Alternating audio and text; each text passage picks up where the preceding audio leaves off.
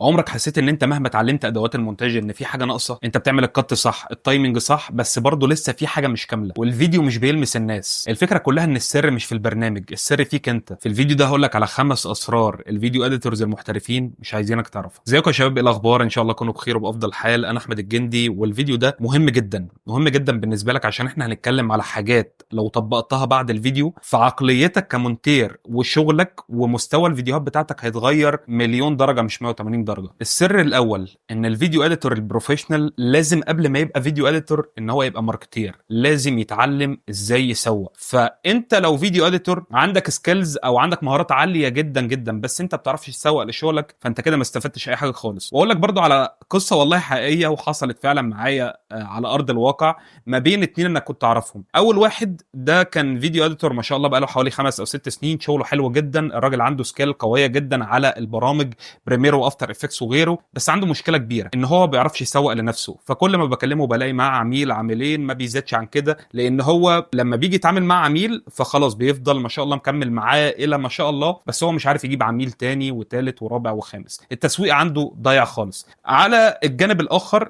في واحد صاحبي لسه متعلم المونتاج تقريبا من 6 أو 7 شهور. الشخص ده ما شاء الله كل ما بكلمه بلاقي معاه اكتر من عميل، اكتر من عميلين يا عم على الاقل، وهو لسه في البدايه. السر في ايه؟ هو للاسف مستواه مش حلو خالص، هو مستواه عادي ومستوى حد مبتدئ، يمكن كمان اقل من الحد المبتدئ، بس هو بيقدر يقنع العملاء بالشغل بتاعه، بيقدر يماركت لنفسه بشكل كويس، بيقدر يشتغل على السوشيال ميديا، بيقدر يدخل يتواصل مع الناس على الجروبس بتاعت الفيسبوك انستجرام اي حاجه. تاني سر هقولك عليه، وهو الناس البروفيشنال اللي انت بتشوفها في المجال ده بتقلد عشان تقدر ان هي تبتكر او عشان تقدر ان هي تطور. الفيديو اديتور البروفيشنال هو مش هيكون بروفيشنال الا لما يقلد، عمره ما هيحاول اللي هو يخترع العجله من الاول وجديد. الفيديو اديتور البروفيشنال ده بيفتح السوشيال ميديا ويشوف اخر حاجه الناس وصلت لها ويحاول اللي هو يطور عليها، عمره ما هتلاقيه بيبتكر حاجه من الصفر. هو بيشوف الحاجه اللي بالفعل اتجربت ونفعت مع الناس ونجحت ويبتدي بقى ان هو يطور عليها. فالفيديو اديتور البروفيشنال ما بيحاولش ان هو يخترع حاجه من الصفر، الا نادرا جدا جدا ما تلاقي حد فعلا بيحاول يخترع حاجه من الصفر. ده السر هقول لك عليه، وهو ان الفيديو اديتور البروفيشنال ده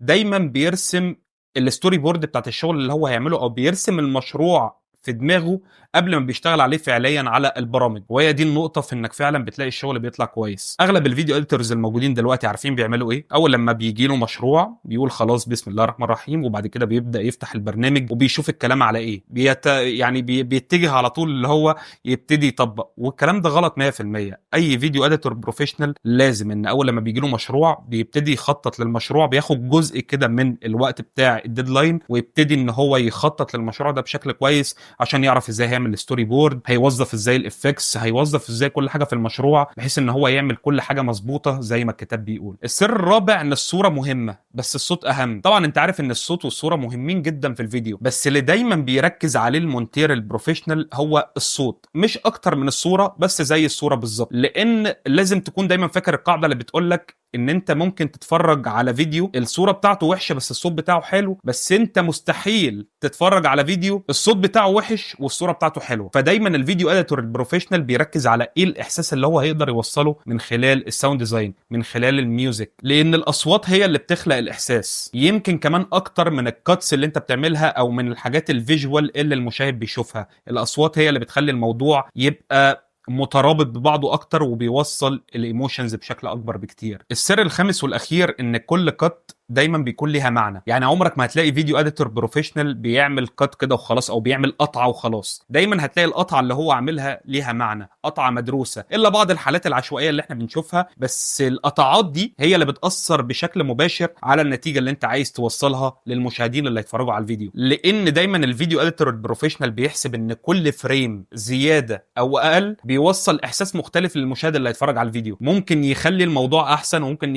يخرب الدنيا كلها حرفيا. لان بكل بساطه انت لو قطعت مثلا بسرعه او زودت شويه سرعه المشهد او الكاتس اللي عندك، عملت الستايل الفاست بيزد ده، فالمشاهد يحس ان هو متوتر ويحس ان هو مستعجل في حاجه غريبه بتحصل. لو بطأت شويه التيمبو او السرعه بتاعه ايقاع الفيديو او ايقاع البيت اللي انت بتشتغل عليه، فالمشاهد يحس ان هو مستريح اكتر، هيتأثر اكتر. وكل ده بيلعب على المشاعر بتاعه الناس اللي بتتفرج على الفيديو. ال5 حاجات اللي انا قلت لك عليهم دول لو طبقتهم في شغلك، مش شغلك بس زي ما قلنا اللي هيختلف، لا، شغلك عقليتك واسعارك وكل حاجه هتختلف، بس انت تطبقهم صح زي ما انا قلت لك في الفيديو ده. وحاول ان انت تقارن الحاجات اللي انا قلت لك في الفيديو ده بالشغل بتاعك، شوف انت بتعمل ايه وما بتعملش ايه، وفي النهايه حاول ان انت تطبق الكلام ده. وطبعا ما تنساش ان انت تشوف من تحت هتلاقي في الوصف موجود لينك كورس المونتاج المتقدم، الكورس اللي حرفيا هيغير مستواك ويخليك تقدر تشتغل مع الشركات اللي ما كانوش بيردوا عليك لما انت بتبعت لهم، هم بعد كده اللي هيتواصلوا معاك، واللي هيغير العقليه بتاعتك في المونتاج وهيخليك ما تفكرش كمونتير بس، لا هو هيخليك تفكر كمان كمخرج. وطبعا اهم حاجه ما تنساش اللايك والسبسكرايب، واكتب لي كده كومنت عشان تشجعني ان انا اكمل في المحتوى ده. وسلام عليكم.